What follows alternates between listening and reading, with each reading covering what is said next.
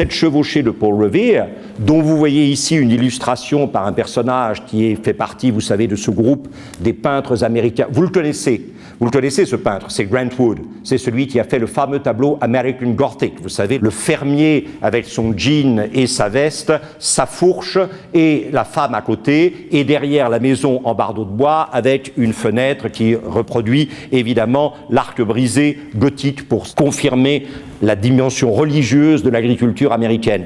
Et vous voyez ici que dans ces petits villages du Massachusetts, qui ne sont jamais aussi beaux qu'à la période de l'été indien, c'est-à-dire dans la deuxième quinzaine d'octobre, vous voyez que Paul Revere est en train de chevaucher pour prévenir les habitants du village que les habits rouges envoyés par le général Gates, dont j'ai parlé tout à l'heure, le nouveau gouverneur militaire de Boston, celui qui a imposé à Boston une sorte de loi martiale, les habits rouges sont en fait en chemin.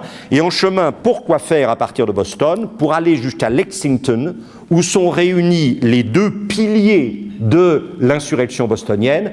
À gauche, le très élégant et très brillant armateur bostonien qui s'appelle John Hancock. Je vous rappelle que John Hancock aura le privilège de présider le deuxième congrès continental le 4 juillet 1776 à Philadelphie, le jour de la signature de la déclaration de l'indépendance. Il dira aux autres délégués, surtout ne signez pas, parce que si on vous arrête après que vous ayez signé, vous êtes immédiatement, évidemment, en état de haute trahison et on peut vous exécuter sans jugement. Donc John Hancock sera le seul personnage à apposer sa signature en bas de la déclaration de l'indépendance le 4 juillet 1776, quand il sera président du second congrès continental. Et puis à droite, Samuel Adams, dont nous avons déjà parlé. Ce sont les deux piliers, et l'objectif de Gage, qui vient d'être montré, c'est que le 19 avril 1775, au matin, les troupes britanniques prennent par surprise John Hancock et Samuel Adams au nid, si je puis dire, dans la maison où ils se cachent, et puissent les arrêter.